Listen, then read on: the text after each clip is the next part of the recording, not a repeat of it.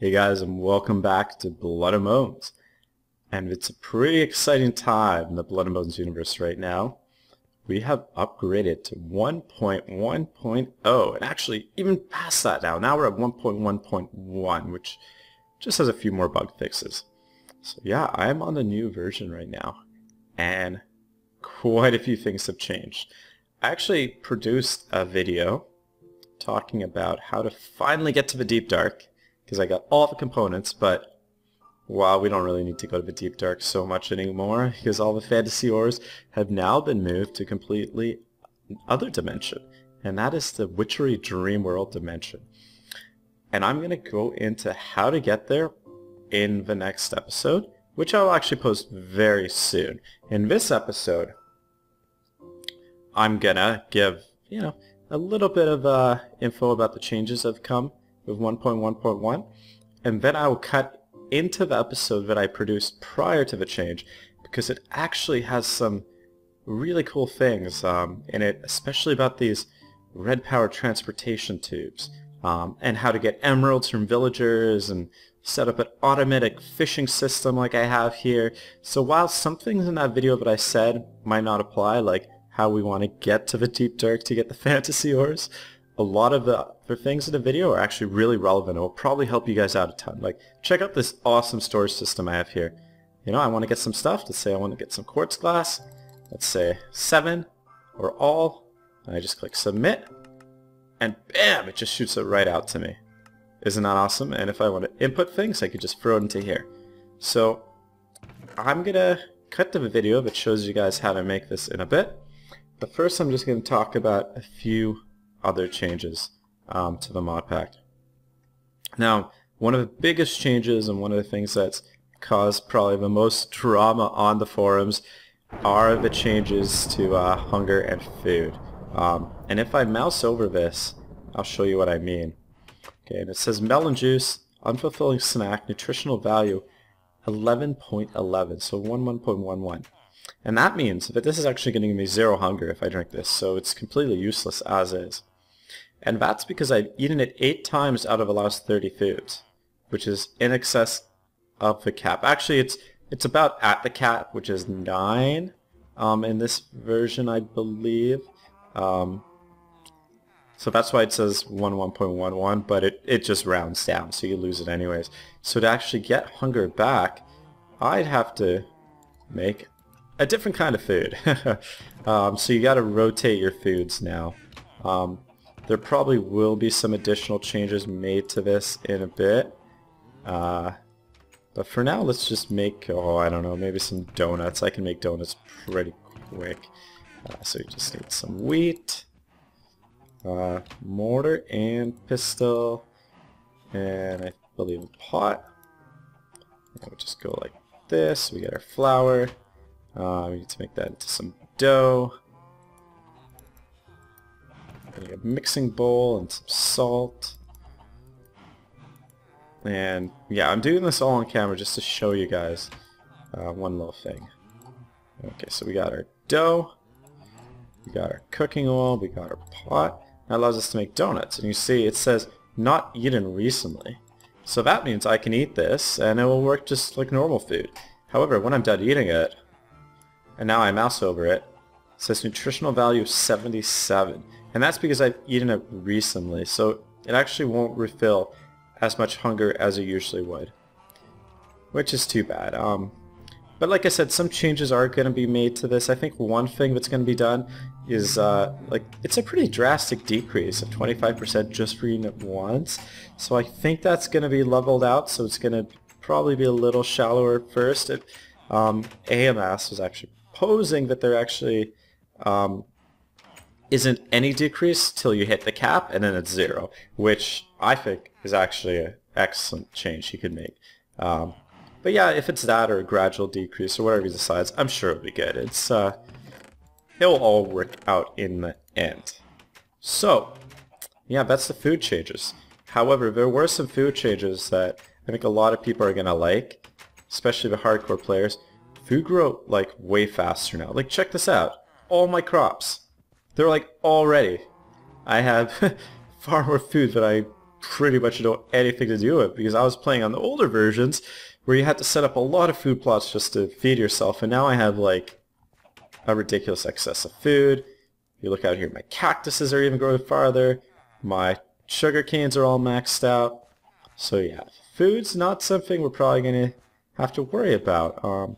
So even if the changes were kept as they are, I'd do just fine for food. It would just be a little annoying because I'd have to carry on such a massive variety of foods to not get any penalty. But yeah, there's that, and oh yeah, the fantasy metals are in the Witcher dimension, but I will talk about that later. One of other changes is there's a lot of other things that have been added to the mob griefing list.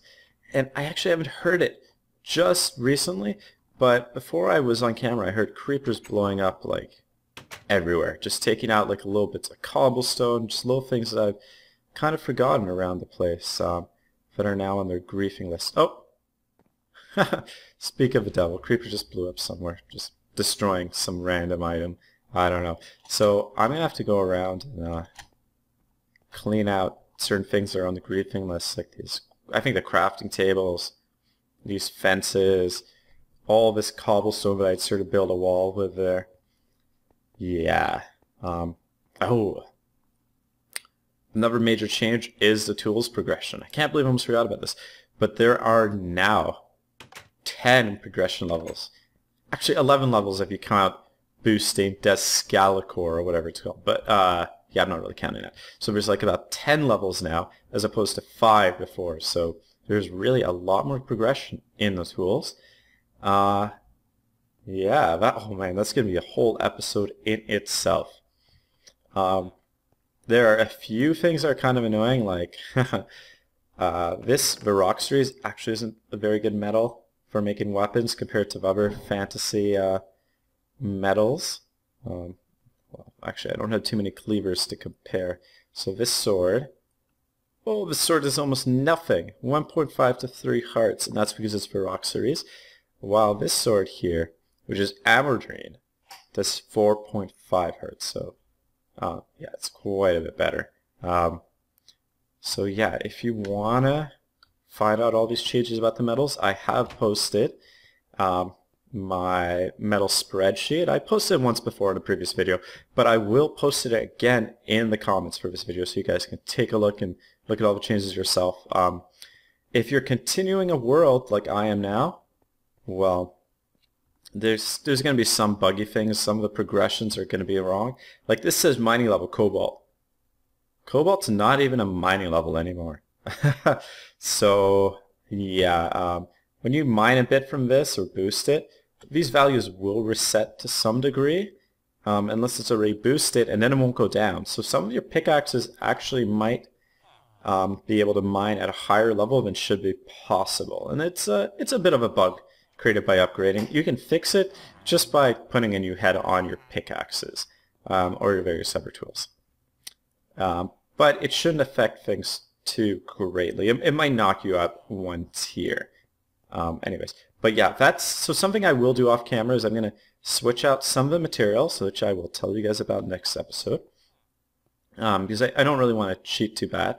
I'm also going to regenerate a massive amount of the world. Not my base, so my base will stay, and actually there isn't really anything out of progression with my base. So it's actually going to work pretty well. I don't think I really need to restart.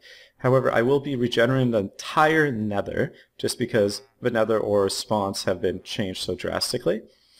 And I will also regenerate a lot around my base. I'm not going to regenerate the base or the roguelike dungeons underneath, but all the land outside of it I will regenerate, and I actually might even be able to generate this with biomes aplenty biomes right now and not have any serious biome errors. And that's because I am on an ocean here, and I think the oceans get generated outside of the regular terrain generation. So this could actually potentially switch to a completely different biome. This is something I'm going to have to double check off camera for sure. But yeah, exciting times, guys. Exciting times for a mod pack. But anyways, I'm going to flip now to a video I had made prior, because it will show you how to set up this kind of system, how to set up this automatic fish production system here, as well as you know, show you guys the progression on my villager dungeon here, which has really been rocking. So yeah, I hope you enjoy it, and when we come back next time, we'll start working on the witchery stuff, which is kind of cool, because that's overworld progression now, and will get us to those fantasy metals pretty quick. Hey, I might even still go to the deep dark, because let's check, but I think that's still a thing. Yep. Portal to the deep dark, and the recipe hasn't actually changed. So we can even still go there, though the fantasy metals won't be there. It might just be a better place to get for regular metals. It might be farming for these, might be mining for these metals, I should say, the overworld. So, alright guys, hope you enjoy this next part of the video.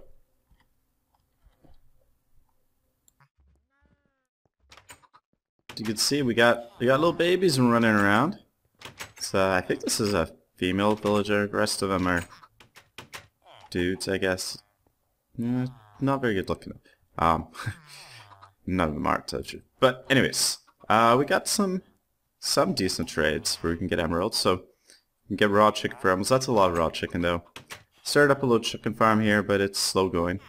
I only have 2 adult chickens at the moment. And then we have this guy here, and I was hoping of unlocking some better trades with him, so I gave him an emerald, and got some cooked chicken, gave him another emerald, got some arrows, gave him another emerald, and it was cookies, and I kind of gave up on him.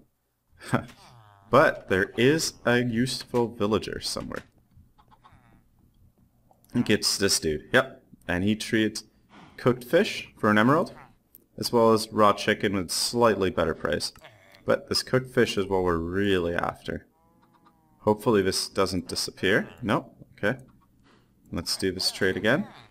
Sweet. So we are really close now. I think I only need 2 more emeralds left to go to make the deep dark portal. However, I don't have any more fish, and I don't really want to sit there and manually fish, so we will set up an MFR fisher to get that done automatically. It uses quite a bit of power, but that's okay. It's worth it. Hey, I thought I had all the components. What am I missing here? Plastic, some reception coil, we got brass, fishing rod, and 2 buckets. Oh, okay, cool. Guess I did have everything. Well, let's get this installed nice and quick. I just need energy conduits. Okay, and the way that the fisher works is it basically takes power and makes fish from it if you place it over a pool of water. So I'm thinking of this kind of as like my fish breeding tank, and this is the machine that handles them. So I'm gonna throw it down right there. I probably want to stick a chest or a barrel on top of that. It's just... Should I make a barrel? Yeah, I'll make a barrel. I can make a barrel. How do you make a barrel again? That, and then I need some oak wood.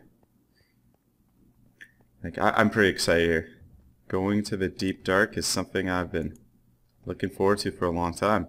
Actually, I've never been to the deep dark in any mod pack, so this will be interesting, because I don't think it'll be the easiest in Blood and Bones, but it should be fun. I've heard it's not terribly bad. Okay. And we'll just throw that on top there, so when the fish get made, they'll just get injected up into there. I have to connect power to this, and I don't really have a good way to do this. So we'll just go down and around like this.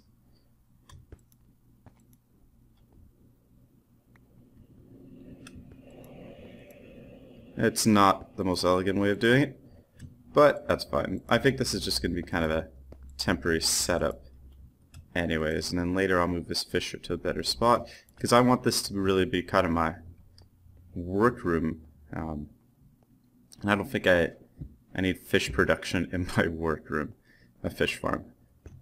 Alright, this thing should start ticking. Yeah, so it's going, and the way it works is it goes, and about every 45 seconds it'll produce a fish.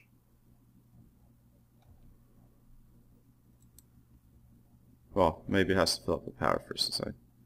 Oh, you know what? This is the counter to complete the job. I'm pretty sure this is just energy flowing into it.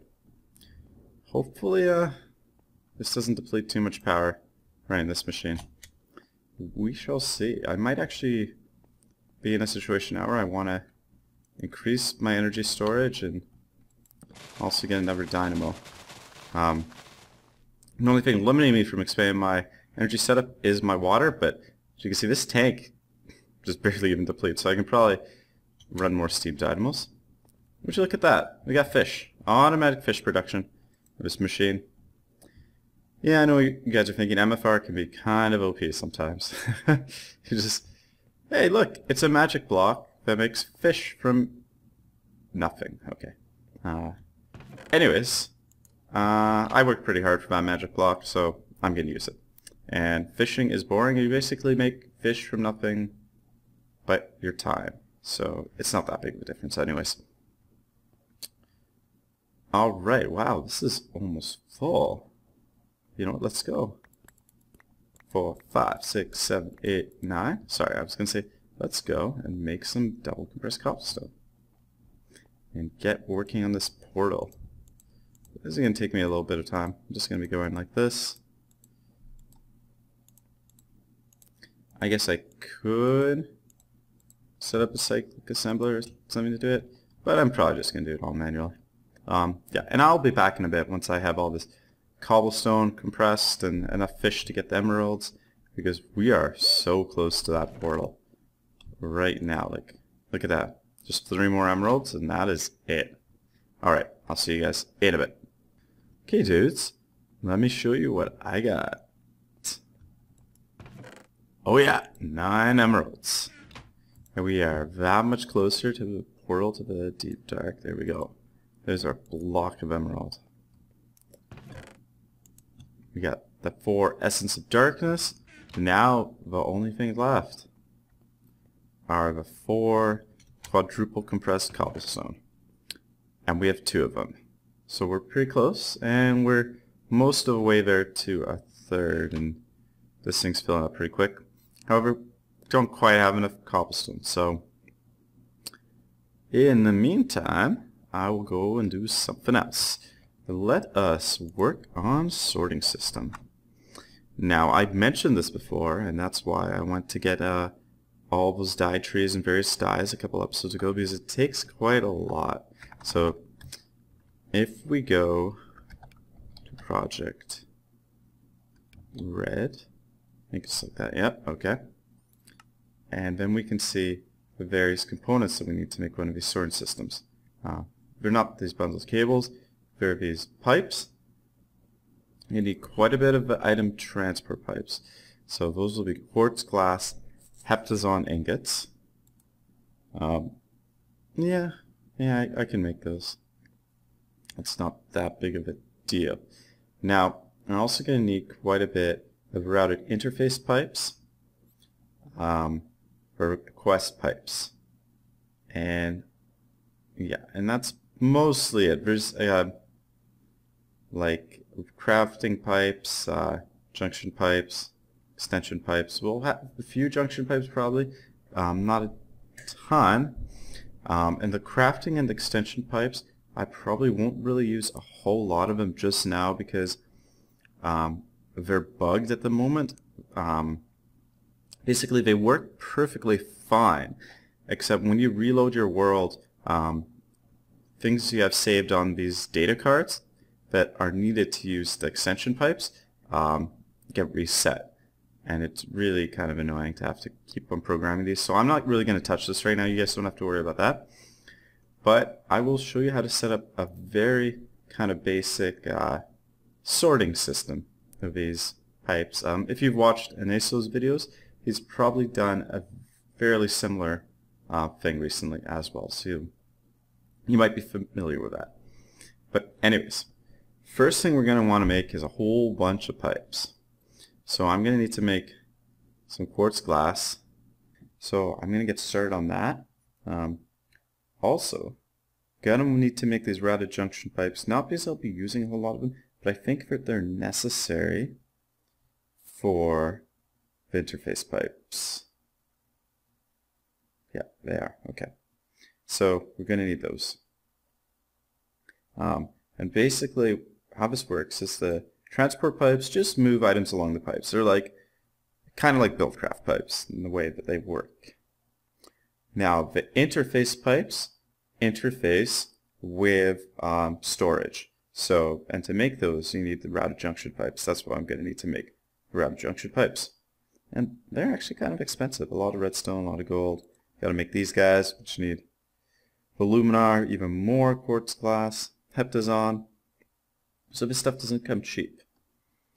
Alright, and now the request pipe is kind of like a ME access terminal. Oh, it needs diamonds, does it? I might not even have enough diamonds to make it. Well, we'll see. And that's going to need more quartz glass, more aluminar.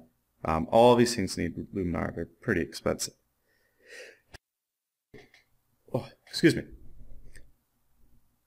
Anyways, now, so I'm going to need to make those. And yeah, that's a lot of dye, a lot of aluminar. And then the chips need even... Oh, sorry. I don't think I have allergies, but anyways. The chips need even more dye. So that's orange dye, which you can make from yellow and red. And what the responder chips do is they allow an interface pipe that's connected to something to pull items out of that inventory. Okay, and what else? I'm going to need a broadcast chip. And what a broadcast chip does is it kind of connects that inventory to a request pipe, which is like the access terminal. So it will show you what's in that inventory. And that's going to need magenta dye, which you can actually make out of blue, red, and white dye. So yeah, I got to go make all of these dyes, and this is going to take a little bit of time, I think. So I'm probably going to go do this off camera. I'm just going to show you guys one thing to help in the production of the dyes. And this is if you're producing them from flowers, because this does not work on the dye saplings from the trees. Anyways, you can take these flowers and you can throw them into a pulverizer and you get more dye back than you put in. So if I put these red ones in there, see, I'll pulverize them and I'll get 4 per flower instead of just 1. So that'll stretch out my dyes quite a bit. But yeah, I'm going to go and make all these little components off camera. This is probably going to take a little bit of time. And when I come back, we can begin setting up this sorting system. Who knows? Maybe we might actually even have enough cobblestone to make the portal to the deep dark too. But that's going to take a little bit, so I will see you guys in a little while. Alright guys, I'm back and I've collected everything that I need to do to show you guys a bit of a... Well, to give you guys a bit of a demonstration, to say, on how this ProjectRed transportation system works. And it's actually really useful. It is expensive to produce though. So to make this system, I had to make a lot of dyes and aluminar. And unless you have at least 64 blue dye, yellow dye, white dye, which is just bone meal, so that's not too difficult, and red dye, you're probably not going to be able to get very far. Additionally, you're going to want a few stacks of redstone, and probably about a stack of gold, as well as, well, maybe not a full stack, but let's say half a stack of paper to do this. The paper is necessary to make these null logic routing chips, which you need, so I'll show you how to make that, like that, and you can use this to make the other chips you actually put in the pipes, and those take a lot of aluminar. So, oh yeah, you're also going to need a few stacks of glowstone just to get started. The most expensive component in this whole thing, if we flip over here, is this routed request pipe, because that requires 2 diamonds. However, you really only need one of these. They're basically like the access terminals, like I mentioned not too long ago. So yeah, well, let's get started. All of these things are very expensive, but I'll do a very simple demonstration here. So let's say you want to set up a storage system, and you have an input chest for things going to the storage system. So I'll just, actually no, I kind of want to put this in the center of the room, so let's do that. So let's go like 1, 2, 3, 4, 5, 6, 7, 8, and there we go, okay? So this chest will pull things out and put them in the storage thing, and then this guy, he's connected to the chest, but that's not really important. You can kind of ignore that for a moment, or we can even, I think we can even take a micro part and separate them. I'm not sure if this separation will be necessary, but it might be smart. Can I still open the chest though if I do that?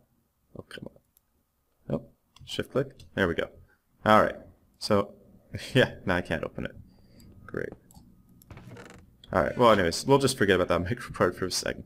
So this guy will take things and put them in the storage system, and they'll be stored in this one chest here. This whole chest, for now, will just be our full storage system. Of course, I will be expanding it. Okay. So, like I said, these router request pipes are basically like your ME interface, well, your storage monitors. Okay. Now, to connect things to a storage system, you need to use what are called the routed interface pipes. We can place one there, and we can also place a second one right there. And the little flashing thing, the one in between them, and the green means that they're connected. Now, the general connection pipes that only connect other pipes are these item transport pipes. Okay? So we'll put those down there, and now everything's connected. So we have one chest for input, we have one chest to store everything, and then we have a routed request pipe to pull things out of the system. And now, if we throw things into this chest, like some of this quartz, nothing happens. Alright? That's because these things aren't programmed to do anything at the moment. So what we need to do is we need to use these things called chips to do this. Alright? And I'll show you how these work. So, an item responder chip does two things. It allows things to be stored in a chest. Additionally, it allows you to pull things out of that chest. So it's basically like the, I guess it connects the chest to these interface pipes that you put there.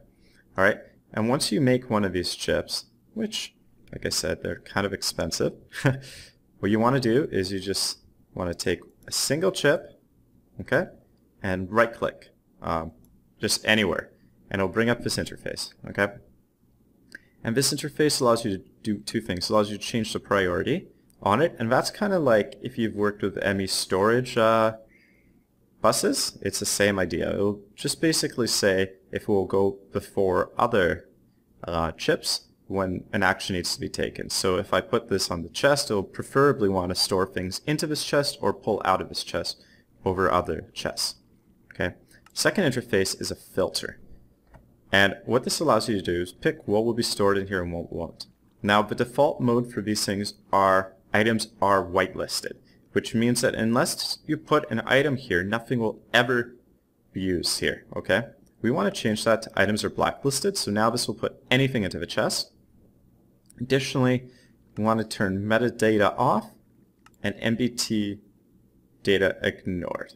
So with this kind of setup, it will mean basically anything will be stored here. If these are on, it will double check these data for certain items, and if they don't match, it won't store it. So yeah, so you want to toggle all three of those things if you just want a general storage chest.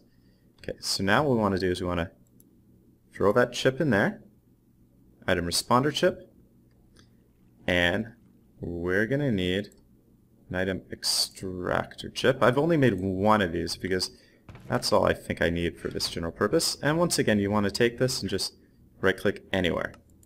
We'll go to filter, it says items are whitelisted again, change that to blacklisted, and turn these guys off as well. Orientation, we'll just leave that the same. This allows you to choose which face of a block to pull items in or out of if this is connected here. But we're not going to worry about that at the moment, so we'll throw that on there. Okay. So that will mean that this thing is now capable of extracting from there. And as you'll see, the quartz just disappeared, and it moved into this chest. So now we have it, so this is an input chest, and anything we throw in here, like this cover, will get taken from this input chest and put into our storage system. Alright, however, if we click on this router interfacing, we still don't see anything. And that's because these guys aren't set, like this chest here, to broadcast its contents to the network. So to do this, you're going to need another card, and this is called an item broadcast chip. And this is pretty standard. It's, once again, kind of expensive. You need magenta luminar to make it and gold. But programming it is very simple. So if I take it and I right click, you'll see there's priority again. There's a filter, however, things are automatically set as blacklist by default, so you don't really need to change anything here. You can just make it so it won't display certain items. I'm not sure why you don't want to do that, but that's possible. There's also an extract orientation setting, like the extraction chip, but we'll just ignore that. So you don't really need to worry about any of the settings on this thing. You just kind of right click it, and then you click it on the interface pipe you want it to control. Alright, and now if we walk over to our request pipe, and click it, it will show what's in our inventory. So I could select another quartz. I could be like all, so I want all 5, and then if I click submit, it will take it and it throws it into this chest here, and then that will send it back into the inventory. So to avoid that behavior, I'm just going to want to separate these guys so this doesn't throw into that chest. So I'll just do a quick demonstration of that. So if I remove this chest, and I could place it somewhere else. Like I can place it there instead. Now when I click here and I ask for all of it, it will take it and shoot it right out at me. Excellent. And if I want to put something back in the system, I can throw it here. You see, I effectively have a fully functional system like an ME system at this point. Though everything isn't really stored in the same place, it'll be stored in different areas. One thing you may have noticed, how the items didn't pop up automatically, so I'll show you again. So if I take all these, I pull them out, I quickly throw them in this chest, and then I look in here. Even though those nether quartz will have found their way into the storage system now, it's not showing it here, and so to refresh this, you just click repull, and it will show up. Okay, so that's the basics for this sorting system. There's a lot more complex things you can do with crafting and storage and whatnot. However, I'm not really going to get to that right now. I'll probably cover that in the future in a different video when I'm ready to do more of those kind of things. But for now, give me a little bit of time and I'm going to go set up a nifty storage system of this kind of stuff. I will, see you guys back in a jiffy. Okay guys, and we have the sorting system finished. And here's how it works. You just request things, you pick the number, press submit, and they pop right out. And then you can throw them right back in there and they go into the system. And I'll show you how it works when they go into the system. And let's take some of these redstone blocks here, which I'll just convert to regular redstone so you can see things flying through the tubes and going to their destinations. And then I'll show how I have everything set up. So we'll just throw them all in this chest. Here we go. And then we'll run downstairs and take a look at what's going on. So if you look here, you can actually see the redstone. It comes down through there and it gets funneled into the redstone chest, which is this guy just on the other side. Well, the redstone barrel, I should say. And the reason it goes into that barrel and not into one of these chests down here or a different barrel is because I have set all these barrels up to that's the broadcaster. So the responder chips are all set to whitelist. And it says whitelist, filter, redstone. So only redstone can go here. And then the rest of these guys are set to whitelist. However, there's nothing matched here. So that basically means that nothing can actually go into these barrels at the moment. Now the redstone could end up in one of these chests here if it wasn't for the fact that I've actually decreased the priority for these storage chips, or the preference it's called here. So the preference is -1 here and here on these chests. So that means that only items that can't find a place to go into these barrels will end up going into these chests because they have a lower preference. It also means there's always somewhere for items to go. So these chests are filling up with stuff, and it's all working pretty well. Yeah, I decided to use silver chests as opposed to regular chests, just because they have much greater storage, and I feel like the silver chest level is probably the best bang for your buck in terms of metal usage. So if we look up chests, you can see there's a regular chest, which is just made of wood. You guys know how to make that. And there's a brass chest, and you surround that by brass, and you actually get quite a bit more extra storage for using that brass. Like, it's twice what a regular chest is. So it's like a double chest. Anyways, and then the next level up of chests is silver. And when you go to silver, you gain another additional 2 rows. And like, I don't know, I find I always have way excess silver in this mod pack anyways.